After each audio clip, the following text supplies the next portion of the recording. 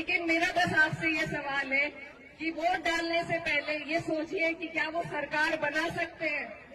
अगर वो सरकार के नजदीक पहुंचते हैं तो आप बेशक वोट उन्हें दे दीजिए, लेकिन वो नहीं पहुंचेंगे। उन्हें अगर वोट दिए जाएंगे, बटेंगे अगर हमारे वोट, तो सरकार फिर से भाजपा की बनेगी। और एक हमारी बहन यूपी कैराना से भी यहाँ आई हुई है, जो बोल रही थी कि अगर यहाँ ओवैसी साहब को वोट देंगे तो उनकी हुकूमत तो नहीं बनेगी, लेकिन यहाँ पे बीजेपी आ जाएगी। तो मेरी बहन एहरा, हमको बहुत खुशी होती थी ये देखकर कि एक कैराना से हमारी बहन है जो इतनी काबिल है, लेकिन अब हमें देखकर ये अफसोस होता है कि तुम हमारे दुश्मनों के हाथों की तलवार बन रही हो। जिस तेजस्वी को तुम जिताने यहाँ आई हो, उस तेजस्वी से जब पूछा गया कि जो आई लव मोहम्मद के पोस्टर ले जाने पर कुछ नौजवानों पर एफआईआर हुआ, उस पर आपका क्या कहना है? तो वो तेजस्वी ने कहा कि मुझे कुछ नहीं पता, मेरा जहन जो है वो अभी बिहार चुनाव पर है। और बहन एहरा, तुम एक मुस्लिम खवातीन हो, तुमको इस चीज का एहसास होगा कि हमारा हिजाब हमारे लिए कितना अजीज है।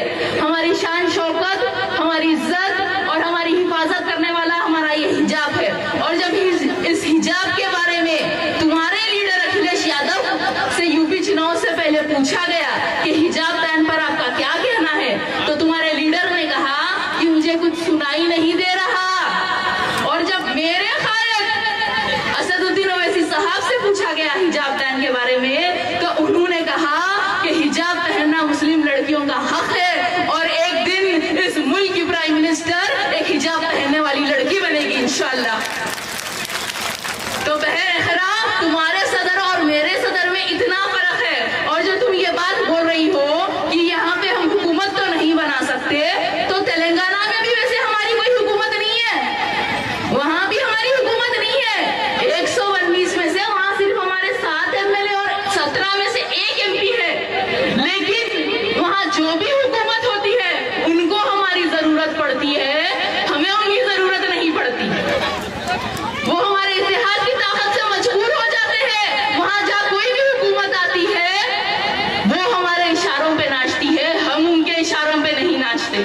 तो हम यहाँ बाहर सीमांचल बिहार में भी हुकूमत बनाने नहीं आए हैं, हम सिर्फ इतना चाहते हैं कि सीमांचल के लोग किंग मेकर बने। हम नहीं चाहते यहाँ पे एनडीए की सरकार बने। हमारी ख्वाहिश ये है कि 14 तारीख के दिन जब चुनाव के नतीजे आए तो ये महागठबंधन के लोग हमारे दर पर आए, खटखटाकर बोले चलो हमारे साथ पटना, हम मजबूर हैं, अब हम तुमको भी तख्त पर बिठाएंगे। और अगर इंशाअल्लाह हम ये करने में कामयाब हो गए तो पूरे हिंदुस्तान के रियासतों को एक पैगाम जाएगा कि अगर मुसलमान मुत्तहिद हो जाए तो हम हमारी इत्तेहाद की ताकत से यहाँ की हुकूमतों को झुका सकते हैं। और सिर्फ रियासतों के चुनाव में नहीं, लोकसभा इलेक्शन में भी हम किंग मेकर बन सकते हैं इंशाअल्लाह एक दिन। इस बात को जहन में रखिए कि आज नीतीश कुमार के 12 एमपी और चंद्रा बाबू के 14 एमपी की तरफ से एनडीए की सरकार